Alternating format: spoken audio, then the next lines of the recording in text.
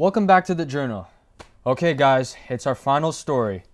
Story producer Reza Shojai spoke with Centennial Professor and acclaimed author Ted Barris about his new book, Breaking the Silence, Untold Veteran Stories from the Great War to Afghanistan.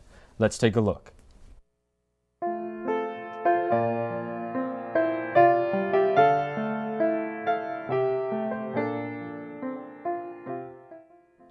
I've spent a good deal of my life researching, interviewing, gathering information about the stories of battle, whether it was the First World War, the Second World War, the Korean War, or more recently the Afghanistan mission.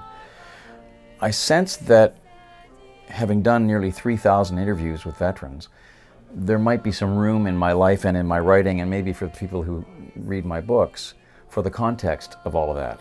In other words, some sense of what it was like to meet veterans, how I managed to break down that silence that the title suggests, how they felt more comfortable with me and why they began to talk, which pathologically they don't.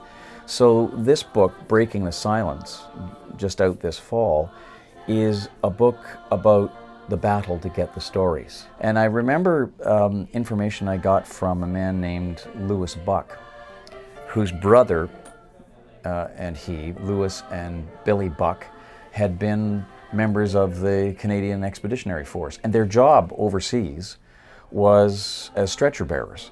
They would go in as a battle was raging or at the end of it and bring out the wounded and the dead, and they would bury the dead. And they had this process where if they came across parts of bodies or, you know, the remains that couldn't be identified, they would simply put them in a mass grave. And then they would take a glass bottle and indicate where these bodies were found and if any of the dog tags or identifications were left.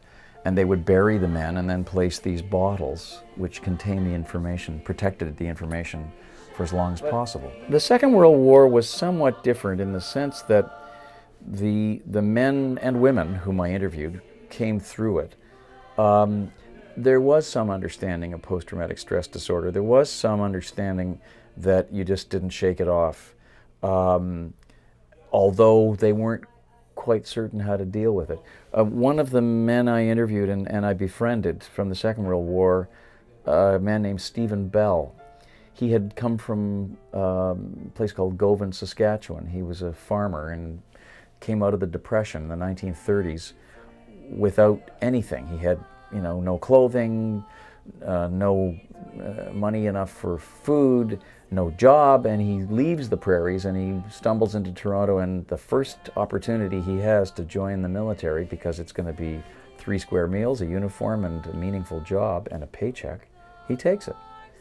And he begins to train, and he ends up overseas when the Second World War is declared in 1939, 1940, and he's training, and he ends up on the beaches of Dieppe in August of 1942, which was a debacle. It was a total disaster. There were 5,000 troops there, most of whom were Canadians, and 3,000 of them were either killed, captured, or missing at the end of the day's action. It was the 9 bloodiest hours in Canadian military history, and Stephen Bell survives it, but is captured and spends the rest of the war from August 1942 until May of 1945 in a prisoner of war camp in Germany.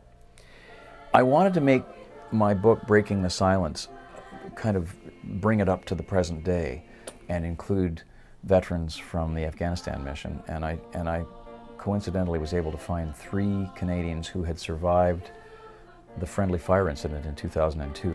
It was as if I was interviewing all of the other 3,000 interviews I've done with veterans, with men who'd gone through the First War, the Second War, the Korean War, because the traumas were the same, the uncomfortableness was the same, the difficulty of dealing with it and articulating it was the same.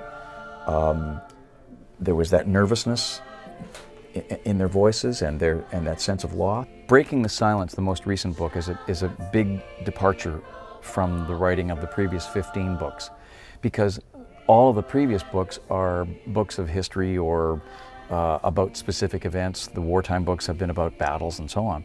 And I've never used the word I unless it's in a quotation. I've always stayed out of the books. I've never been the sort of storyteller where I get myself involved in either coloring or interpreting what I got from the interviews. And it's funny, you know, there's an old expression about writing being a very lonely occupation, that it's just you and the keyboard and your imagination. For me, it's just the opposite. I'm never lonely, because I've got all those incredible voices of all these people I've interviewed, and they're all in my office with me. The tapes and the diaries and the memoirs and the transcripts and the post-its on the wall, they all come to life and remind me what it was like to interview that person in the first place.